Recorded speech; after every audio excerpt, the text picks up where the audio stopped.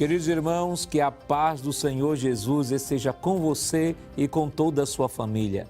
No programa Escola Bíblica Dominical de hoje, estudaremos a lição de número 3 do primeiro trimestre com o tema O Batismo no Espírito Santo. Nesta lição, veremos os fundamentos bíblicos do batismo no Espírito Santo. Veremos o que é o batismo no Espírito Santo e o que não é. Pontuaremos o batismo no Espírito Santo e o dom de variedade de línguas. E, por fim, como receber esse batismo. Quer aprender mais sobre este importante assunto? Então, permaneça assistindo ao seu programa Escola Bíblica Dominical. Você sabia?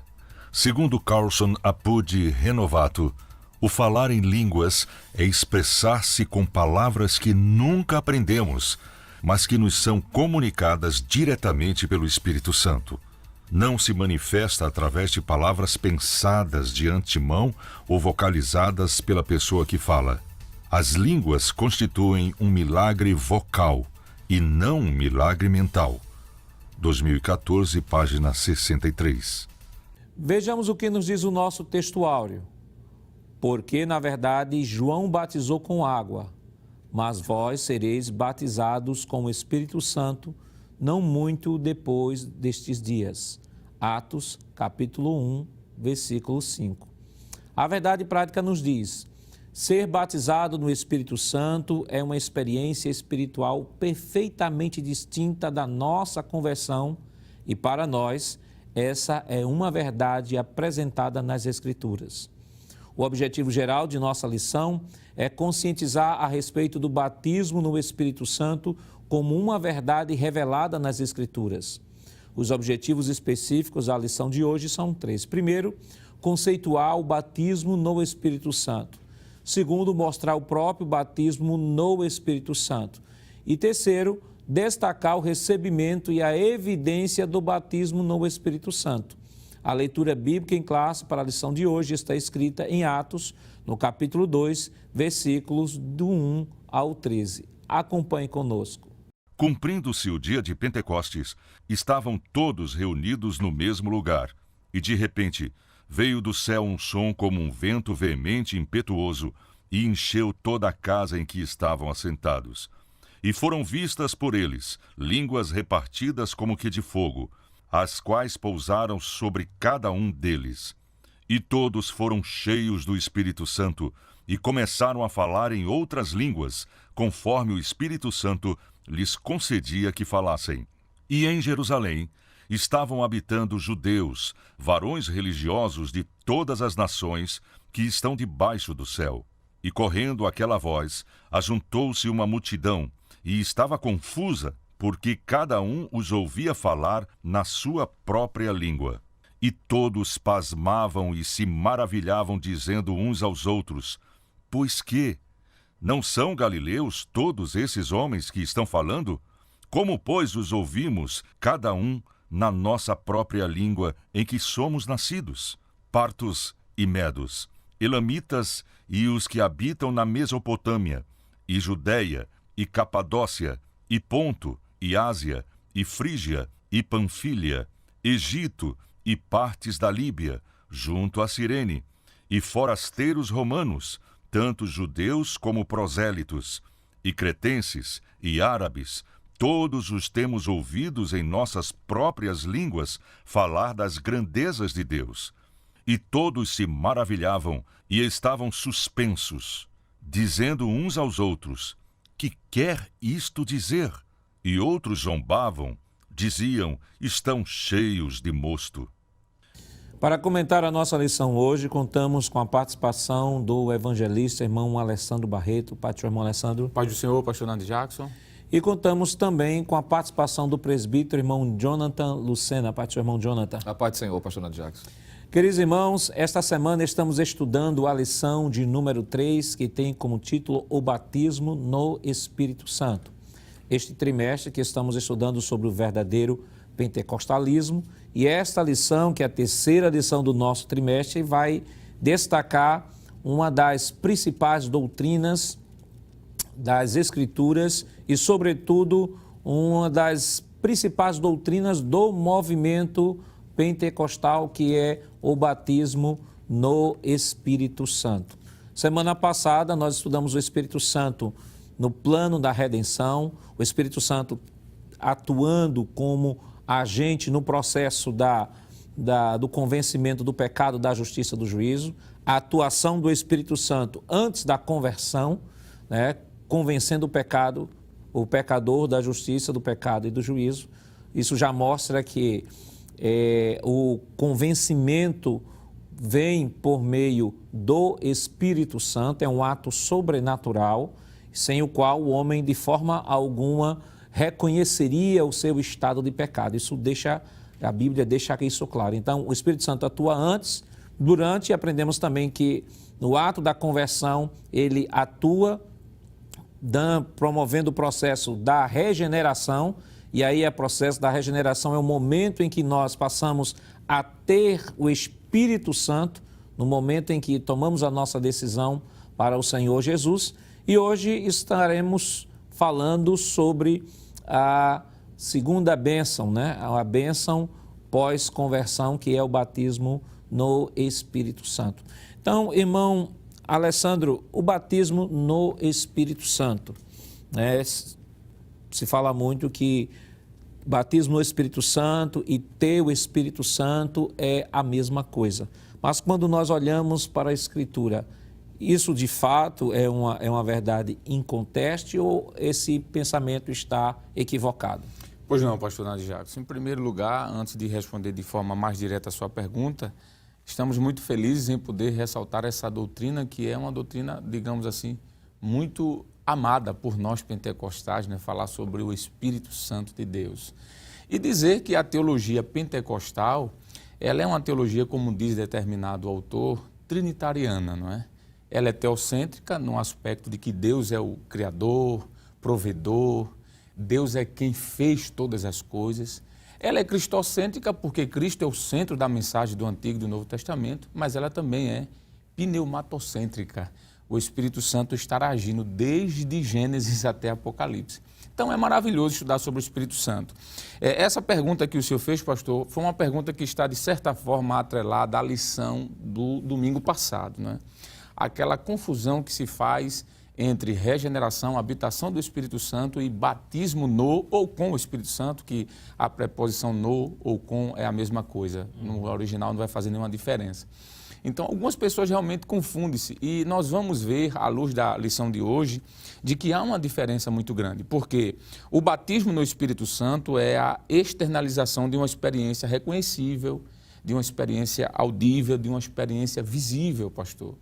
A regeneração se dá a partir do momento em que o pecador se arrepende de seus erros e aceita Jesus com seu Espírito Santo. Jesus disse isso: vós recebereis o Espírito da verdade que o mundo não pode receber. Então, a presença maravilhosa do Espírito, como Paulo disse em Efésios 2:22, Deus habita no Espírito, não é? A partir desse momento, é para a regeneração. Mas o batismo não. Nós veremos ao longo desse comentário de que há uma grande diferença.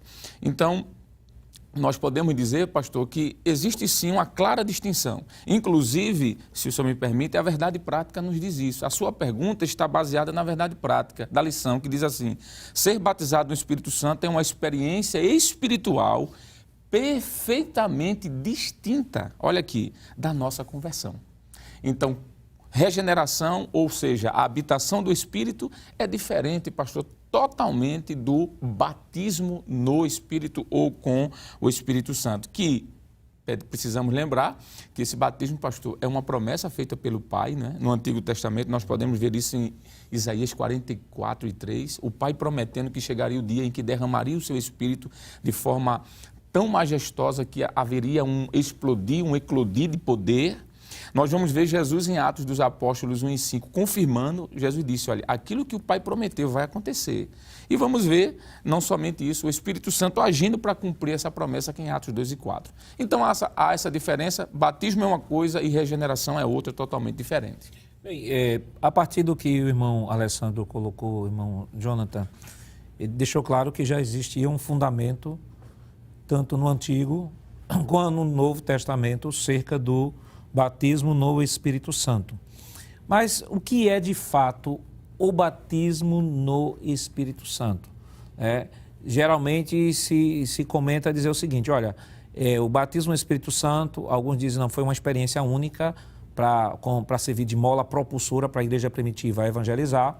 Outros dizem não, foi um período transicional da igreja e só foi aquilo ali. Mas pelo que o irmão Alessandro já sinalizou, era uma promessa já profetizada por Isaías.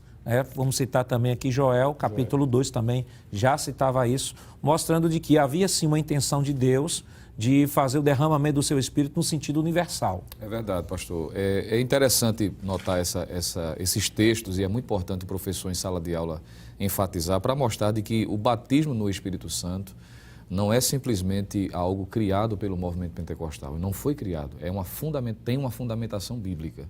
E isso não a partir do Novo Testamento, o Antigo Testamento fala disso. O Novo apenas vai mostrar a confirmação dessa promessa. E quando o senhor perguntou sobre o que a gente poderia dizer sobre o que é de fato o batismo no Espírito Santo, eu acredito que essa resposta pode ser dada citando o que diz o próprio Senhor Jesus, e o evangelista Lucas registrou isso, no evangelho que leva o seu nome, no capítulo de número 24 e o versículo de número 49, que aqui a gente poderia chamar de uma definição bíblica, não é? Do que seria o batismo no Espírito Santo. Já vimos que é uma promessa, que a gente pode reafirmar que o batismo no Espírito Santo é uma promessa do Pai confirmada pelo Senhor Jesus e aplicada pelo Espírito Santo, mas podemos dizer de que é um revestimento de poder. Lucas 24 e 49 diz assim: "E eis que sobre vós envio a promessa de meu Pai", Jesus confirmando que era uma promessa. Ele diz: "Ficai, porém, na cidade de Jerusalém, até que do alto sejais revestidos de poder." Então, para aqueles que já eram crentes, Jesus faz a confirmação dessa promessa, dizendo que em um momento específico, o Pai confirmaria por meio do seu Filho e o Espírito Santo seria derramado sobre a igreja, revestindo-os, capacitando com o poder do alto, para que eles pudessem cumprir o propósito que era evangelizar e levar à glória de Deus. Então, basicamente, a grosso modo, pastor, batismo no Espírito Santo, além de ser uma promessa, além de ser algo destinado para os salvos, é um revestimento do poder, é revestir, não é? E a palavra revestir já aponta que a experiência já é para quem é salvo. O Espírito Santo habita, mas agora ele reveste, ele é derramado sobre para poder capacitar os servos do Senhor. Essa lição desta semana é uma lição bastante especial, né? Claro, não quer dizer que as demais não sejam, mas como estamos falando do batismo no Espírito Santo, que é uma doutrina bem distintiva, né, do movimento pentecostal, chamado assim historicamente, né? Mas se a gente for olhar à luz da revelação das Escrituras, nós estamos apenas vivendo o cristianismo preconizado e vivenciado na igreja do primeiro século.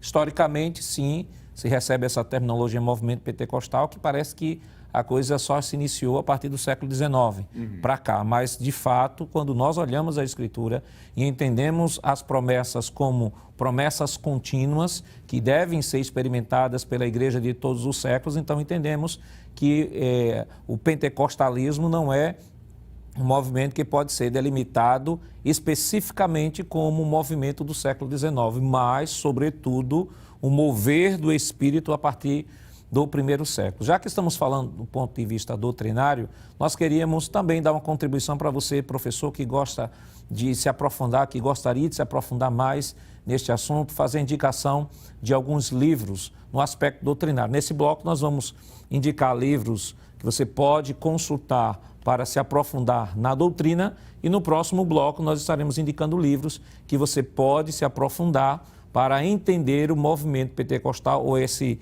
mover do Espírito ao longo da história da igreja. E o primeiro livro que nós gostaríamos, né, de indicar aqui é o livro que os irmãos já conhecem, né, que é o livro da nossa lição, né, desse trimestre, né, o Verdadeiro Pentecostalismo, pastor Ezequias Soares. Nós temos também agora com um tema bem específico, né, sobre a lição de hoje, nós temos aqui o batismo no Espírito Santo e as línguas como sua evidência, do pastor Silas Daniel. Nós temos também ainda todas as obras da CPAD. Nós temos aqui Rastros de Fogo, do pastor José Gonçalves. Rastros de Fogo, do pastor José Gonçalves também. da editora CPAD. Nós temos aqui Glossolalia de Robert Menzies. Glossolalia de Robert Menzies também trabalha esse assunto. Você pode estar adquirindo esta obra na editora Berea. Todos esses exemplares estão à disposição na editora Berea. E temos também outro, Glossolalia também, de Zwinglio Rodrigues, da editora Carisma.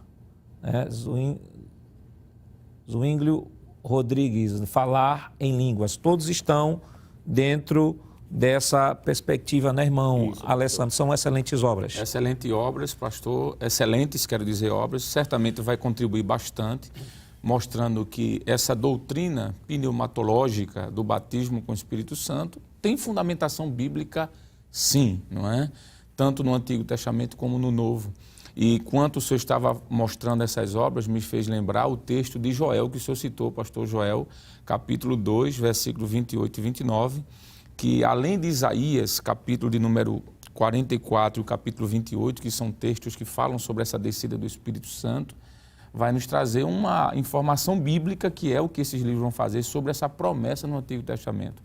O texto de Atos 1 e 4, Jesus disse, a promessa que o Pai vos fez. E Jesus foi tão ético e tão bíblico que ele lembra que esse derramado do Espírito era uma promessa, não é? E nesse texto de Joel nós vamos ver que essa promessa é segura, porque foi o próprio Deus quem disse, eu derramarei. Então, se foi Deus quem prometeu uma promessa segura, é uma promessa abundante, porque ele disse que seria sobre toda a carne. O batismo com o Espírito Santo não é para um grupo seleto de pessoas, é para toda a carne. E é uma promessa abrangente, porque o profeta disse que seria sobre vossos filhos e vossas filhas, servos e servas, velhos e jovens. É abrangente. Quebra todos os preconceitos, como o preconceito racial, o preconceito sexual, o preconceito etário, a questão da idade e o preconceito social. O lindo é isso. E essas obras, pastor, vão mostrar isso, que essa promessa é para todos. Agora, detalhe, como Jesus disse, para aqueles que crerem. Quem não crê, infelizmente, perde de desfrutar essa maravilhosa experiência do Espírito Santo. E essa experiência, irmão Lucena, é uma experiência para o salvo, como já foi dito aqui, é experimentada pelo salvo, um revestimento de poder, é dado à igreja, o batismo no Espírito Santo é dado à igreja, conforme Atos 1 e 8, como revestimento de poder para servir de testemunha entre todos os povos. Com certeza, pastor. E esse vai ser o segredo, entre outras coisas, mas o principal do porquê a igreja cresceu tanto no primeiro século. O dinamismo proporcionado exatamente por esse revestimento de poder. O livro de Atos, por exemplo, registrando os 30 primeiros anos da história da igreja, mostra que, apesar de tanta perseguição, limitações que a época impunha sobre o trabalho, mas vemos o trabalho crescendo, o nome do Senhor sendo glorificado, exatamente porque a igreja estendeu a mão da fé e recebeu esse batismo, o batismo com o Espírito Santo, e fez com que o trabalho crescesse e almas fossem alcançadas, mostrando a importância prática do batismo no Espírito Santo na vida da igreja. Interessante, este tema, ele também leva a dois extremos, né? Tem um primeiro extremo que reconhece que houve um batismo no Espírito Santo no primeiro século, mas esse batismo é a mesma coisa que dizer que a igreja estava recebendo o Espírito, e é o recebimento do Espírito no ato da conversão. E existe outro grupo que vai por outro extremo, trazendo outras definições de batismo no Espírito Santo que não tem nada a ver com a doutrina bíblica que está esposada na Escritura. Mas isso, é claro, nós estaremos comentando depois do nosso rápido intervalo. Voltamos já.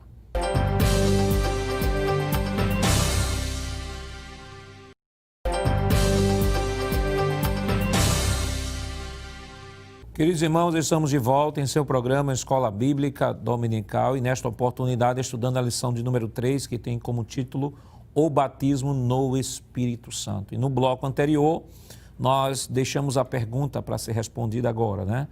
Sobre o que não é o batismo no Espírito Santo, né? Há dois pontos extremos sobre esta doutrina. O primeiro nós já trabalhamos, né, que é aqueles que negam a realidade da doutrina para os dias atuais, não a negam para a igreja apostólica, mas para os dias atuais. Negam a sua extensão para a igreja atual. E há aqueles que acabam distorcendo esta doutrina, trazendo outras definições que são bem estranhas ao conceito bíblico. Irmão Alessandro, são dois extremos. Pois não, pastor. Uma diz, olha, houve para a igreja, mas não há para nós hoje.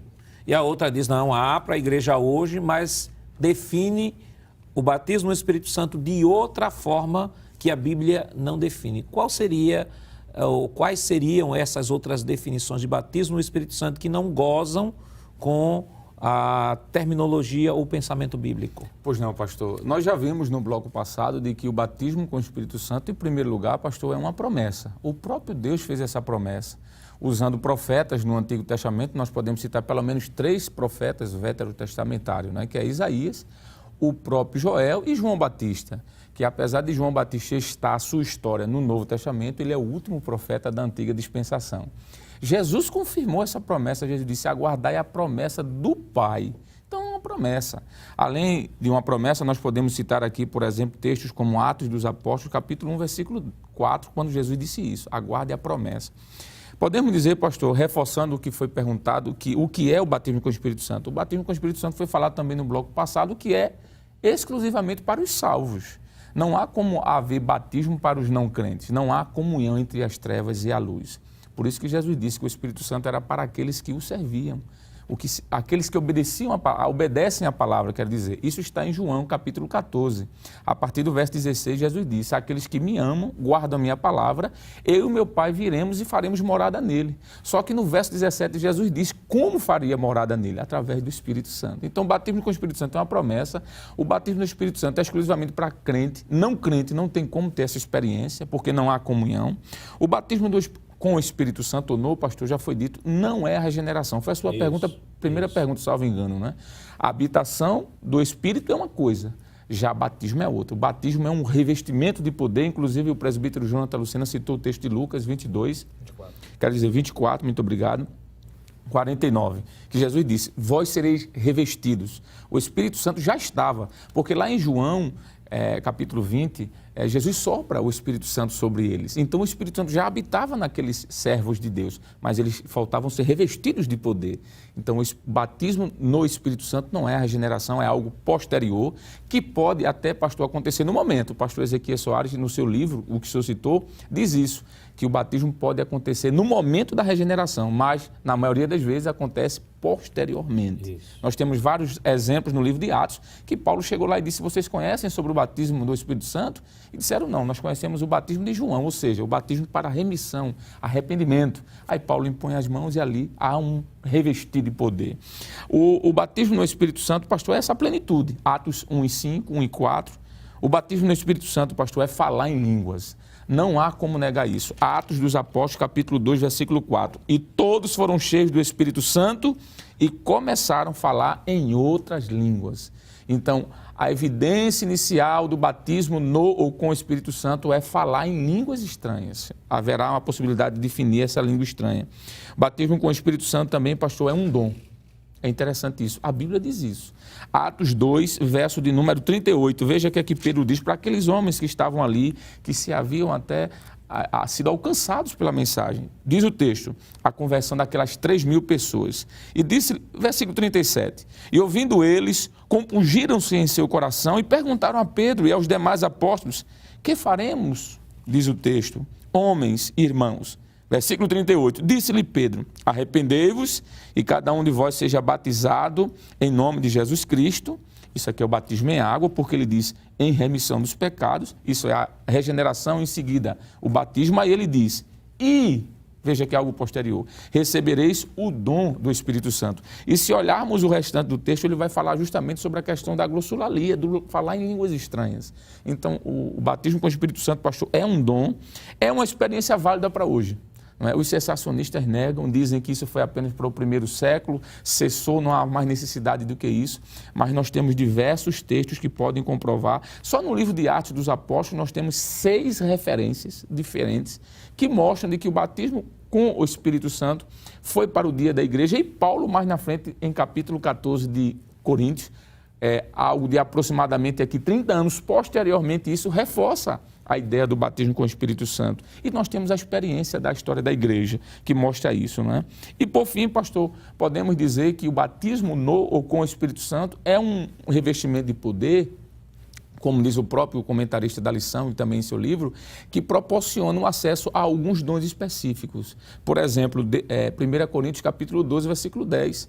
Há dons específicos ali, principalmente aqueles dons que nós chamamos de dons de locução, que tem a ver com a fala, como falar em línguas estranhas, em variedade de línguas e interpretação de línguas estranhas, não é? Então, o dom do batismo com o Espírito Santo, ou o batismo em si, biblicamente falando, podemos dizer, pastor, que se enquadra nessa referência que foi dada agora. E o não batismo é o contraponto, não é? Que eu acredito que pode ser comentário a seguir. E o que seria, irmão Lucena, o conceito equivocado de batismo no Espírito Santo? Enquanto alguns negam, outros trazem outras definições equivocadas. Quais definições a gente poderia traçar aqui? Pois não, pastor. Um dos conceitos que comumente, erradamente alguém pensa, por exemplo, uma vez que a pessoa é batizada no Espírito Santo, e já aprendemos e vemos isso à luz da Bíblia, que a evidência inicial é falar em outras línguas ou falar em línguas estranhas, é dizer de que essas línguas podem ser aprendidas.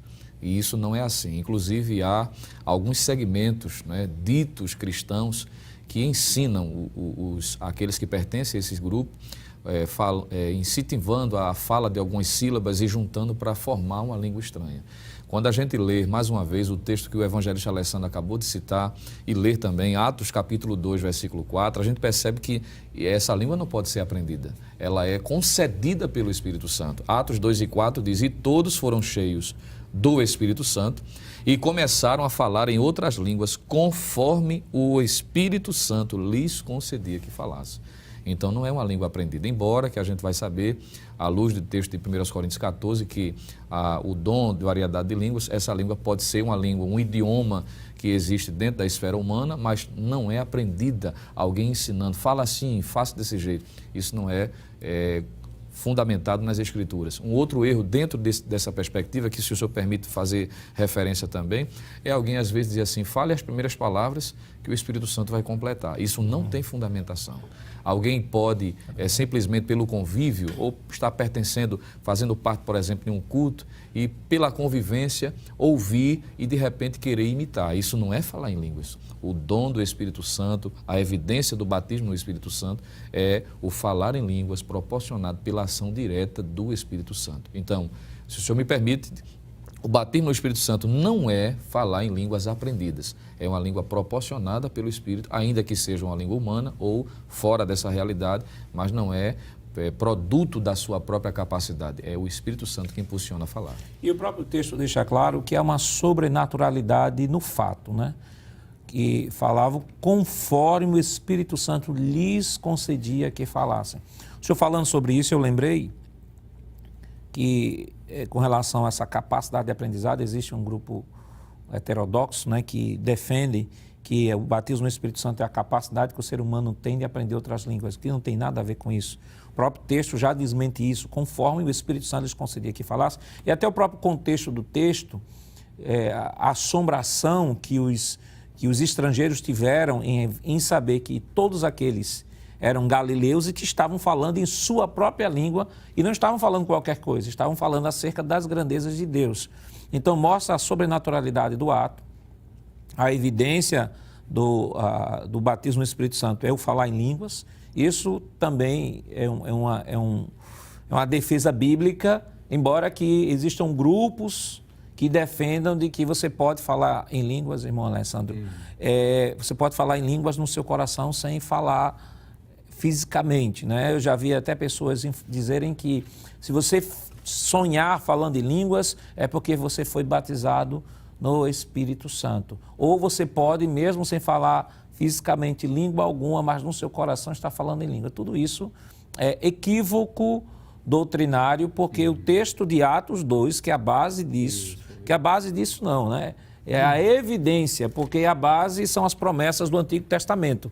A evidência disso é justamente o falar em outras línguas. Sim, pastor. E no início desse programa foi dito que o falar em língua estranha, ou o batismo no Espírito Santo, é uma externalização. Foi dito que essa externalização ela é reconhecível, ela é audível e ela é visível. As pessoas viram as pessoas falando. Inclusive, pastor, quem usa essa argumentação é tão falho teologicamente que esquece de ver o que Jesus disse sobre isso. O que foi que Jesus disse sobre falar em língua estranha? Jesus disse não pensar, no coração.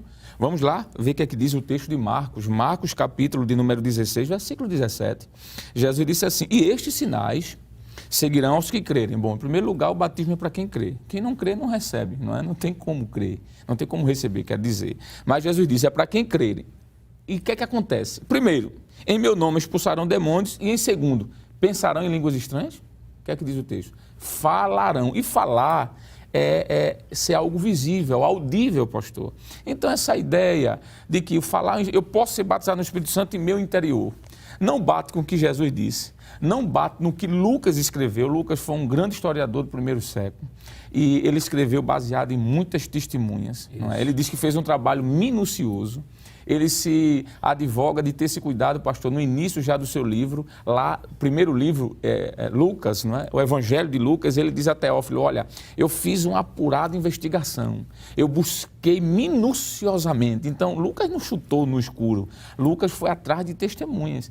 E nós temos a plena convicção de que o que Lucas registrou em Atos, pastor, é de fato. Ele diz que ali 120 pessoas aproximadamente estavam no momento de oração e foram revestidas desse poder e falaram, pastor, há de dizer aqui, em torno de 15 a 16, 17 idiomas diferentes. Porque quando nós olhamos para o capítulo 2 de Lucas, era a festa do Pentecoste. Pentecoste vem da expressão 50, né? Penta, 50 dias depois da Páscoa, os judeus vinham para Jerusalém para a festa das cabanas, para lhe agradecer a Deus pela colheita. Então tinha pessoas do mundo inteiro, 17 nações, e foram faladas línguas daquelas 17 nações. O texto diz, e ouviram, não é pensaram, ouviram, é algo audível, ouviram falar em seus próprios idiomas, mas não qualquer coisa, glorificando a Deus. Então, cai por terra, pastor, facilmente essa argumentação de que falar em línguas é algo do pensamento. Não, é algo externo, visível e reconhecível. E o senhor citou o texto aqui de Marcos 16 e cabe aqui até um comentário a esse texto, né, que alguns cessacionistas, irmão Lucena, acabam até negando, né, a autenticidade desse texto, né, dizendo que esse texto não deveria estar aí. E aí entra um problema maior, porque não é um problema apenas pneumatológico. Aí entra um problema diretamente na doutrina da inspiração. Exato. Na doutrina da inspiração, entra na doutrina, na bibliologia, e aí cria um problema tamanho, porque quando nós mexemos em uma doutrina bíblica, vai desconfigurar todo o restante da doutrina, porque elas estão todas interrelacionadas. Então, alguns usam desse argumento, dizer assim, para negar, a birra é tão grande que... Mas o texto diz, falarão, não, mas esse texto não está nos melhores originais. Mas por que o texto está ali? Pois é. Mas por que esse texto está aí? Porque existem originais que têm esse texto. Então, qual é o critério? Qual é o critério de colocar ou de tirar? É um critério... de uma hermenêutica teológica, a hermenêutica teológica cessacionista que vai dizer que o texto é conveniente ou não está ali, não. A Bíblia, nós que temos que nos render àquilo que a Bíblia diz e não tentar colocar na Bíblia o nosso pensamento. É verdade, pastor. E assim, é uma forçação de barra entender e principalmente usar esse argumento, dizer que não era para esse texto estar ali ou não é considerado como texto original, porque se for desconsiderar essa expressão, vai ter que considerar o contexto em que ela está inserida. E ninguém vai negar, por exemplo, a necessidade de ir por todo mundo pregar o Evangelho, de que a expulsão de demônios continue em evidência, então é forçar a barra. E ainda que fosse, digamos, que esse texto não fosse suficiente para fundamentar, mas a doutrina do batismo no Espírito Santo não está fundamentado só nesse texto. Perfeito. Como o senhor bem falou, o evangelista também mencionou vários textos desde o Antigo Testamento. O próprio livro de Atos dos Apóstolos, ora, só é ler o livro de Atos, não precisa ser um exegeta, um perito em hermenêutica para perceber que geralmente os que tinham recebido o batismo com o Espírito Santo tinham a evidência de falar em línguas estranhas. Aí alguns vão dizer assim, não, mas lá em Atos 8, lá em Samaria, quando houve a manifestação do Espírito, não se vê ali as línguas estranhas, mas se percebe que dentro do contexto está implícito isso, porque o próprio Simão, não é, que ali se converte também, pelo menos temporariamente, ele percebe que é visto o Espírito Santo descendo sobre aquelas pessoas. E como é que se vê? Se não pela evidência. Então, é uma forçação de barra. A Bíblia mostra de forma clara, não somente em Marcos 16 e 17, mas toda a Bíblia mostra esse princípio, principalmente na história da igreja, revelado nas Escrituras. E falando ainda sobre isso, eu lembro uma vez uma expressão do nosso pastor, pastor Ailton. Pastor Ailton disse assim: você quer ver que uma doutrina, a fragilidade de uma doutrina, traga essa doutrina para o mundo da prática.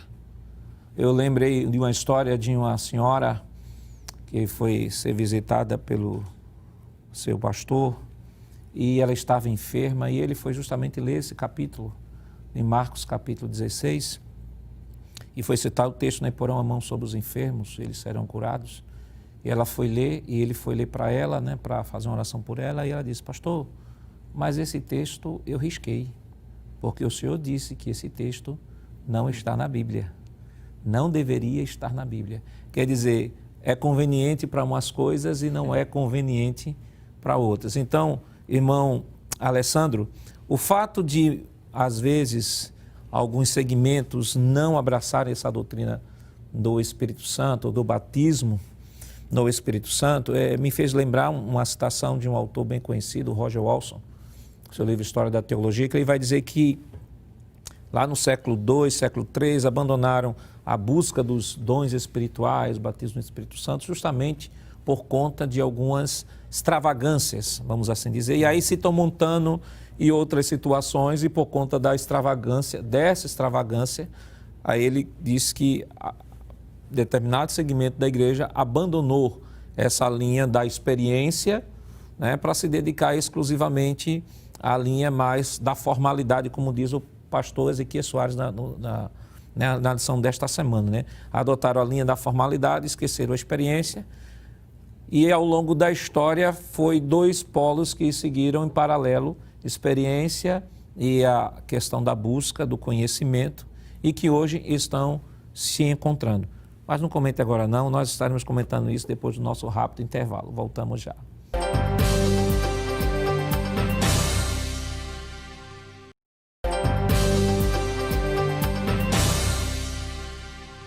Queridos irmãos, estamos de volta para o último bloco do seu programa Escola Bíblica Dominical, e nesta semana estudando a lição de número 3, que tem como título O Batismo no Espírito Santo.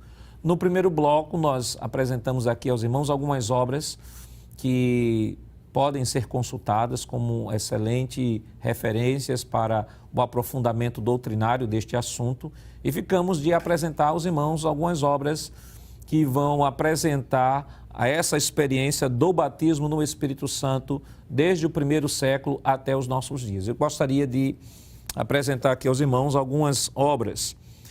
Por exemplo, Raízes Teológicas do Pentecostalismo, de Donald Danton. Aqui, ó, Raízes Teológicas do Pentecostalismo. Nós temos também 200 anos de Cristianismo Carismático, da editora Carisma, também excelente obra. Essa excelente obra, e todas essas obras vão trabalhar a questão do pentecostalismo ao longo da história da igreja. A igreja do século XX, a história que não foi contada, também uma excelente obra, você pode estar adquirindo, todas na editora Berea. A editora Berea tem todos esses volumes lá. Nós temos também Fogo do Avivamento, também esta obra. Todas estas obras que nós estamos apresentando trabalha o pentecostalismo no seu aspecto histórico, né? Desde o primeiro século até os nossos dias. E aqui a obra Evidência Inicial, de Gary McGree. Excelente obra, você também pode adquirir, principalmente este autor, que era um autor que era cessacionista, né? Calvinista, e se dobrou à doutrina bíblica, né, do batismo no Espírito Santo e também da evidência da contemporaneidade dos dons. Irmão Alessandro, nós temos hoje um encontro da experiência com o conhecimento.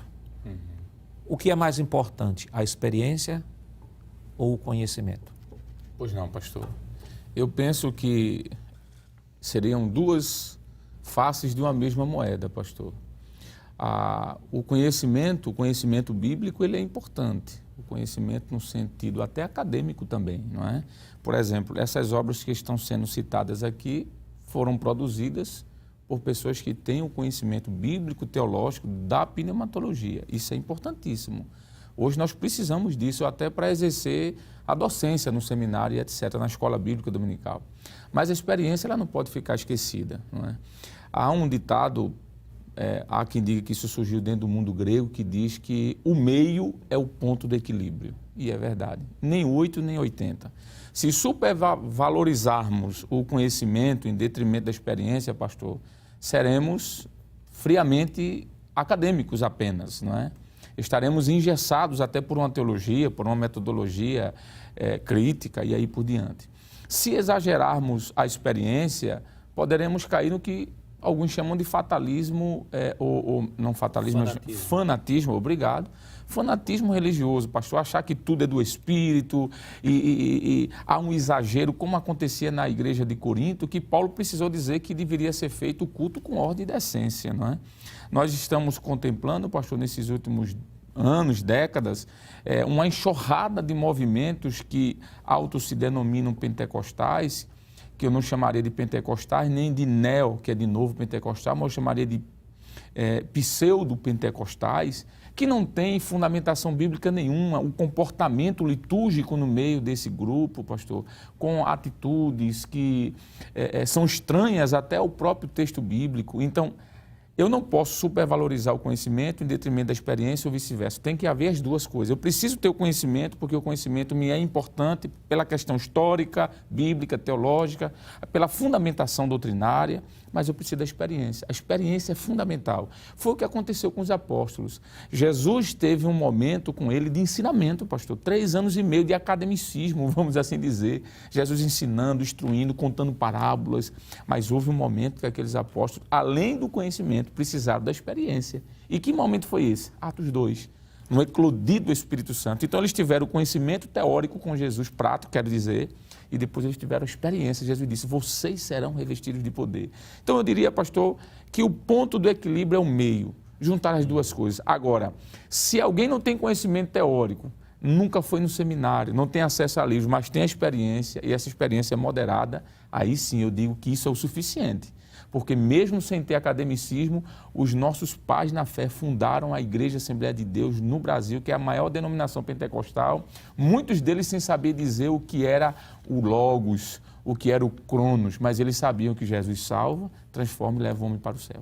Que foi, na verdade, o que nós aprendemos semana passada, né, quando estudamos o Espírito Santo como nosso ensinador. Perfeito. E Paulo vai deixar isso claro dentro do contexto da igreja de Corinto. Veja, Paulo está numa igreja completamente influenciada pela filosofia grega, mas no capítulo 2 de 1 Coríntios, Paulo vai dizer que o Espírito Santo é que ensina as palavras, porque é o Espírito que vai nas entranhas de Deus e traz o conhecimento de Deus à sua igreja. Então, a experiência equilibrada, ela é de suma importância, que não se pode abandonar a experiência, até porque ser cristão é, acima de tudo, ou primariamente uma experiência, porque Paulo diz o seguinte, se alguém está em Cristo, nova criatura é, as coisas velhas se passaram e isso que tudo se fez novo. Então, a experiência, ela não pode ser desconectada completamente,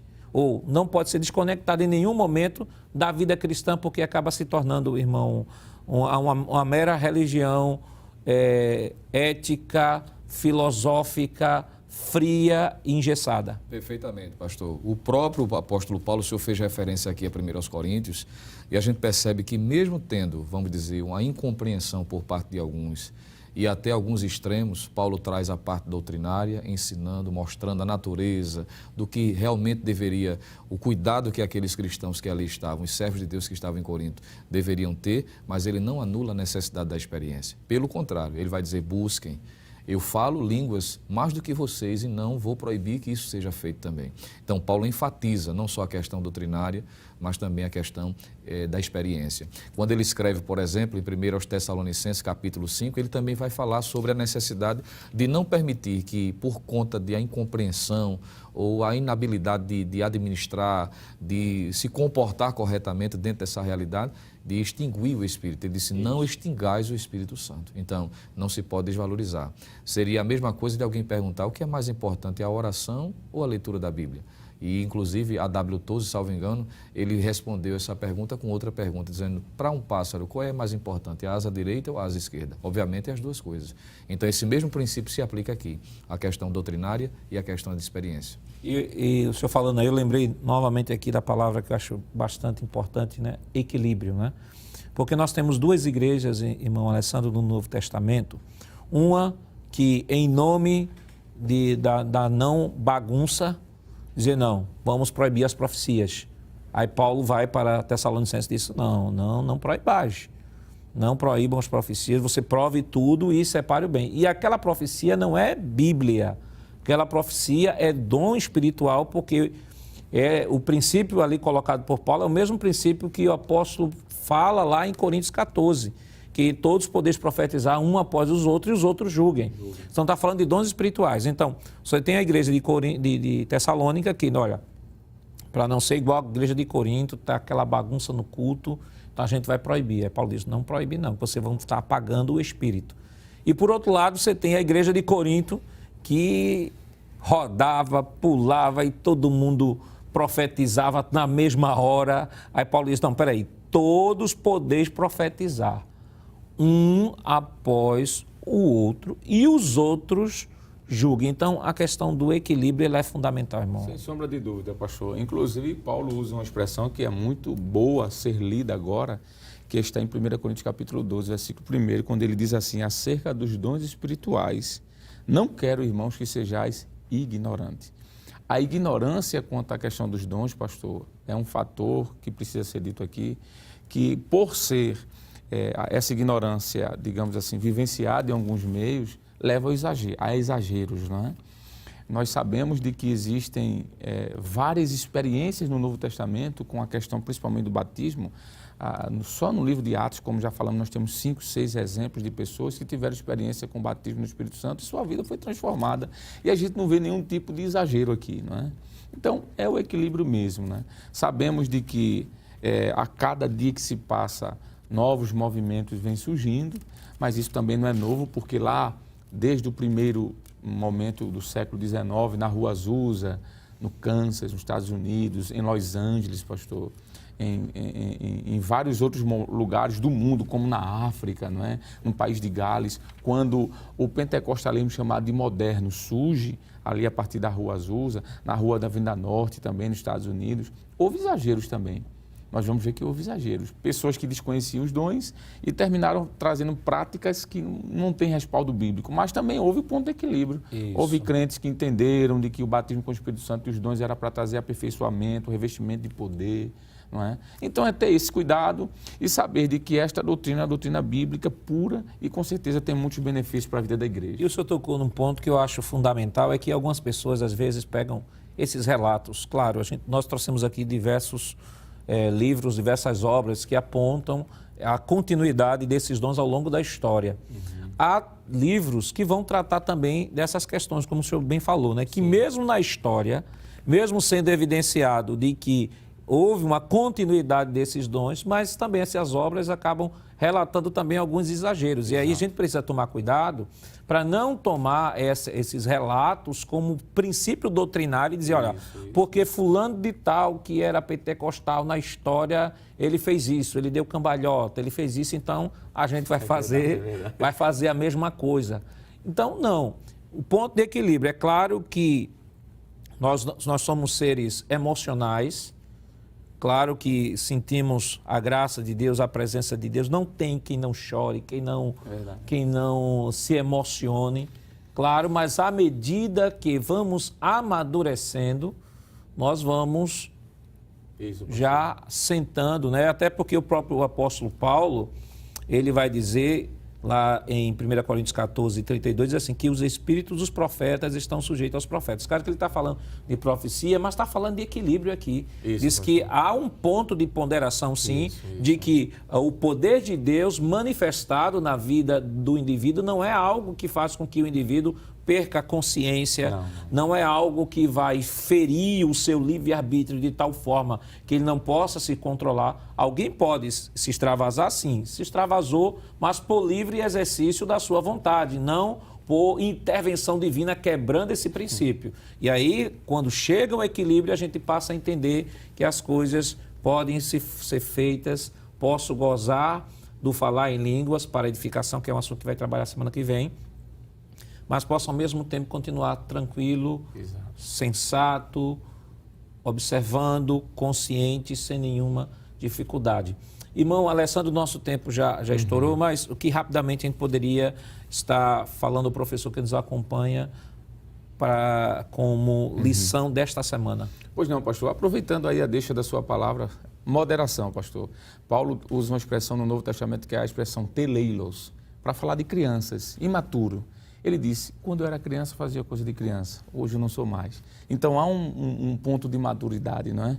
Ao longo da história da igreja, nós vamos ver os Quakers, os Sacres, os puritanos, os anabatistas, os wesleyanos, os Hollins, que tiveram seu momento de auge, de êxtase, mas depois esses movimentos foram amadurecendo, pastor, e chegou um momento de equilíbrio. Então eu acho que essa lição tem isso como importante, ponto de equilíbrio, não é? Quando a gente é batizado com o Espírito Santo, às vezes na empolgação, a gente faz coisas que depois de alguns anos a gente se acomoda. O Espírito é sujeito ao profeta, não quer dizer porque vê uma mensagem eu tenho que necessariamente externalizá-la, eu posso ter esse controle, saber o momento de falar, nunca interromper o momento da palavra, porque a palavra é a profecia maior, e aí por diante, pastor. Eu acho que o ponto central dessa mensagem é equilíbrio. Muitas pessoas, pastor, tiraram a imagem equivocada, por exemplo, me permita dizer, de nós pentecostais depois da Rede Brasil. Porque eles começaram a assistir os cultos, viram os cultos ordineiros, organizados, pentecostais, fervorosos, mas dentro do padrão. Então isso quebrou o paradigma que alguém achava que a gente levantava o banco, jogava a cadeira para um lado para o outro, e não é assim. Então, ponto de equilíbrio, pastor. Não sei, né? Pois não, pastor. É aproveitar a oportunidade e dizer de que, em virtude, né, de alguns exageros, não se deixar permitir desvalorizar a importância dessa experiência. É buscar o batismo com o Espírito Santo. Hoje, na atualidade, é muito comum as pessoas buscarem muito a questão material, mas em detrimento do espiritual. Então, a oportunidade do professor em sala de aula incentivar, ver se tem algum aluno que ainda não é batizado no Espírito Santo, aproveitar para orar, buscar. Eu lembro quando no início da minha fé e quando eu entendi a importância do batismo no Espírito Santo, eu particularmente fazia oração até na hora de agradecer pela refeição, por conta do anseio. E a Bíblia diz que Deus derrama água sobre o sedento, então precisa se buscar. É uma oportunidade de buscar ainda mais essa experiência com Deus. O batismo no Espírito Santo não pode ser tratado como uma teoria ou possibilidade remota, mas como algo indispensável do Senhor para o seu povo. Precisa ser uma experiência vital para o crente e para a igreja, pois é um dom divino para os salvos em Jesus Cristo. Que Deus continue abençoando em nome de Jesus. Queridos irmãos, depois de uma lição tão maravilhosa como essa sobre o batismo no Espírito Santo, vamos orar ao Senhor. E queremos aproveitar a oportunidade para convidar a todos os dirigentes de EBDs para esta semana, no dia da realização da EBD, você, já no final da exposição da lição, você fazer uma oração especial para que Jesus batize no Espírito Santo aquelas que não são batizadas ainda na escola dominical, porque nós falamos do conhecimento, foi tratado aqui, mas temos que também experimentar, vivenciar, praticar aquilo que nós estamos expondo na sala de aula. Vamos orar, irmão Alessandro? Sim, senhor pastor. Oremos então. Querido Deus, neste momento, Senhor, nós queremos te adorar, te agradecer por aquilo que ouvimos à luz da tua palavra. E queremos também, Senhor, te suplicar que as tuas boas mãos continuem estendidas sobre a tua igreja. Que haja, Senhor, em nosso meio mais batismos com o Espírito Santo. Que aqueles que te buscam, que pedem, Senhor, há anos, que anseiam por essa experiência e ainda não tiveram, nós te clamamos, Senhor, que este trimestre seja um momento propício para isso. Quantos precisam e querem, Senhor. E por isso nós te clamamos que o teu doce e meigo Espírito Santo, Senhor, nesse trimestre, venha batizar muitos crentes, milhares de crentes, Senhor, dando-lhes dons espirituais, dando-lhes, Senhor, dons de variedades de línguas, revestindo-os de poder, como diz a própria palavra de Jesus, o teu Filho. Ó Deus, nós te clamamos que nas próximas lições, se assim, Senhor, não vieres buscar a tua igreja, nos ajuda para que continuemos, Senhor, sendo direcionados pelo teu Espírito Santo, para que o Paracleto, Senhor divino, tenha agência livre em nossa mente, em nossa fala, em nossa vida. Continua abençoando a Rede Brasil de Comunicação, abençoando o nosso pastor-presidente, pastor Ailton José Alves, toda a diretoria da igreja e suas respectivas famílias, a superintendência da Escola Bíblica Dominical, Senhor, toda a equipe que ali coopera. Nós te clamamos e te pedimos estas bênçãos, Senhor, em nome de Jesus. Amém e amém. Chegamos ao final de mais um programa. Hoje estudamos a terceira lição com o tema O Batismo no Espírito Santo. Na próxima semana estudaremos a quarta lição, que tem por título A Atualidade dos Dons Espirituais. O programa Escola Bíblica Dominical vai ao ar nas sextas-feiras, 22 horas, e aos sábados, às 16 horas. Também está disponível em nosso canal no YouTube, Rede Brasil Oficial. Não esqueça de ativar o sininho e compartilhar o link. Obrigado por sua honrosa audiência e até o próximo programa. Que a graça do nosso Senhor Jesus Cristo, o amor de Deus nosso Pai, a comunhão do seu Santo Espírito estejam com todos hoje e para todo sempre. Amém.